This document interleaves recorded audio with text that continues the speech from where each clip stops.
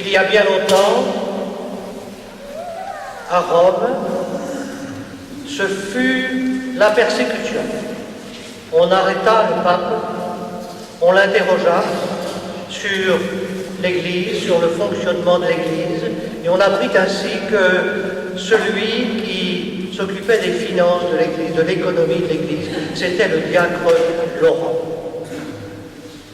On avertit le diacre Laurent que le gouverneur impérial allait l'appeler à lui pour lui réclamer le trésor de l'Église. Sans consulter personne, Laurent réunit toutes les économies de la communauté, les distribua aux pauvres et aux indigents dont s'occupait la communauté, appela à venir avec lui tous ces gens qui bénéficiaient de la charité de l'Église et les amena avec lui au gouverneur.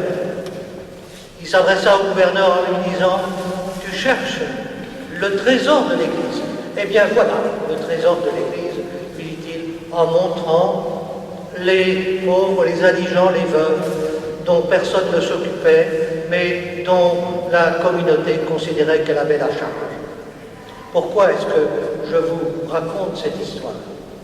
Je vous raconte cette histoire parce que Laurent avait très bien compris le lien très étroit qu'il y a entre la foi et la charité. Et je vous raconte cette histoire parce que c'est aujourd'hui que nous parlons dans toutes les églises du CCFD. Bien sûr, nous changeons d'échelle. Nous changeons d'échelle. Nous sommes au niveau de la globalisation des échanges aujourd'hui. Et nous ne pouvons pas traiter les choses de la même manière que Laurent le faisait dans la communauté de Rome. Mais le lien essentiel que j'ai souligné entre la foi et la charité, c'est cette espèce de moteur qui met les gens debout et suscite en permanence l'espérance. Eh bien, il est toujours actuel. C'est ce que Gilles nous a expliqué sur l'éditorial qu'il a fait de son dernier bulletin. En effet, le CCFD, si on en parle aujourd'hui dans toutes les églises, la Caritas internationale, eh bien c'est parce que il ne s'agit pas pour l'Église d'aujourd'hui d'une certaine incitation que ferait la hiérarchie aux chrétiens de donner un peu. Non, il s'agit d'autre chose. Il s'agit de la vie même de l'Église. La charité fait partie de la vie de la communauté chrétienne, de la communauté messianique. Aussi bien Benoît XVI que François ne cessent de leur rappeler. Et aujourd'hui, eh bien, nous devons associer très étroitement la foi et la compassion. Je parle de compassion, je ne parle pas de pitié, parce que dans la compassion, il y a tout. Il y a la rencontre que je fais, l'échange dans lequel je me situe avec l'autre. Il y a la compréhension, l'écoute que je fais de ce dont il a besoin. Et l'intelligence aussi des situations à travers lesquelles, eh bien, les moyens adaptés vont pouvoir se mettre en place, être contrôlés au fur et à mesure du déploiement de l'aide qu'on apporte. Chrétiens, nous pouvons être fiers du travail qui est fait par le CCFD et toutes les associations qui sont liées au CCFD, parce que c'est un travail de qualité. Si vous lisez les publications, eh bien vous verrez à quel point on essaie de joindre en permanence la question des moyens et la question de la véritable compassion dans la rencontre et l'écoute de l'autre. Associer l'autre qui demande, qui est en état de besoin, à la proposition qu'on va lui faire de l'aider, afin qu'il soit un véritable acteur. C'est la base du travail qui est fait dans ces organisations. Soyons fiers, chrétiens, parce que, à travers le monde, oui, la charité, nous pouvons dire qu'elle est pratiquée avec intelligence et bonne volonté. Vous savez que parmi les ONG, les instances internationales, des milliards sont distribués pour le développement et pour le soulagement des détresses. Mais nous savons aussi, hélas, nous l'apprenons après souvent très tard, que ces milliards sont tombés dans un abîme et dans un chaos, récupérés souvent par des charognards qui n'attendent que cela et qui s'organisent pour le recueillir, ou tout simplement parce que on n'a pas écouté, on n'est pas rentré dans cette compassion dont je parle. On n'a pas demandé aux gens ce dont ils avaient vraiment besoin. On ne les a pas associés pour qu'ils se relèvent et qu'ils viennent debout. Alors, j'en viens maintenant à l'évangile de ce jour, où nous voyons Jésus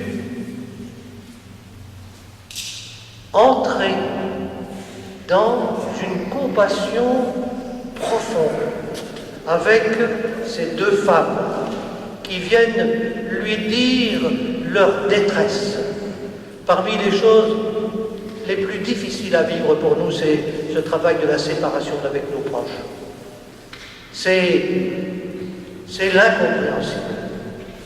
Aucune explication ne vient pour remplir, pour tenter de combler le trou qui se creuse à ce moment-là.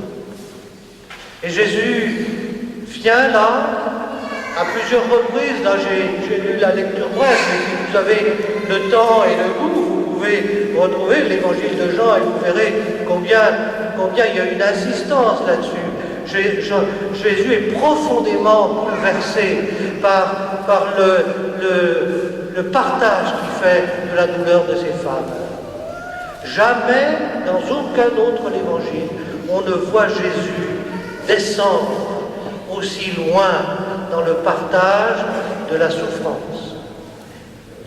Et nous devons, nous chrétiens, entendre les pleurs du Christ, ses sanglots, ses émotions dans cette circonstance, comme une véritable révélation. Oui, Dieu n'est pas quelqu'un, comme nous pensons souvent, d'insensible.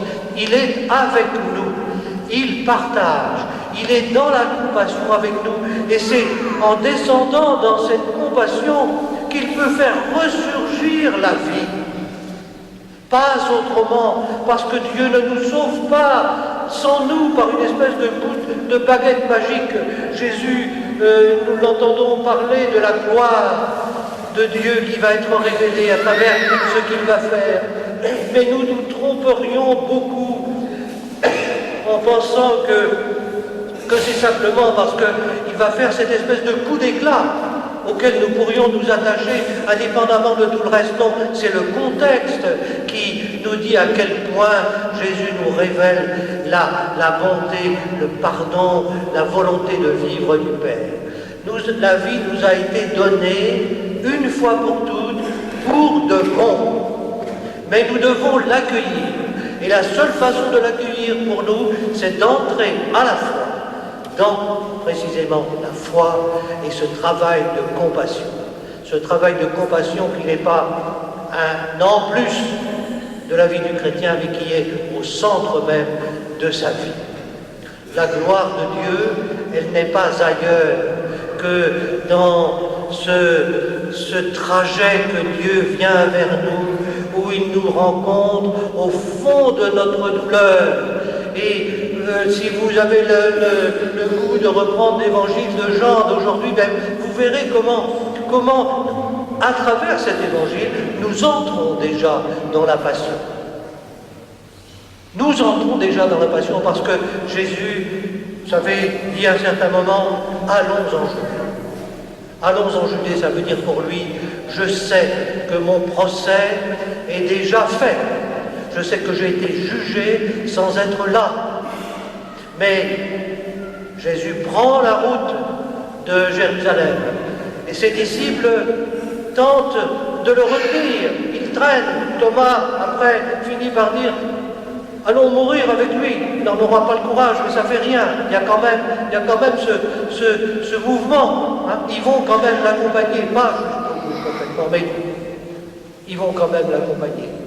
Jésus, à travers ce grand signe qu'il nous donne aujourd'hui, nous invite à le suivre, à l'accompagner jusqu'au dimanche du Rameau, pendant toute la semaine sainte, pour que nous découvrions ce que Jean, l'évangéliste, appelle par excellence l'éclatement de la gloire de Dieu.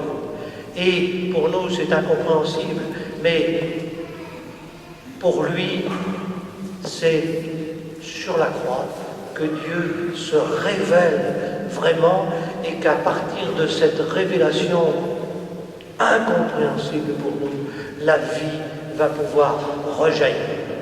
Sommes-nous prêts à suivre le Christ?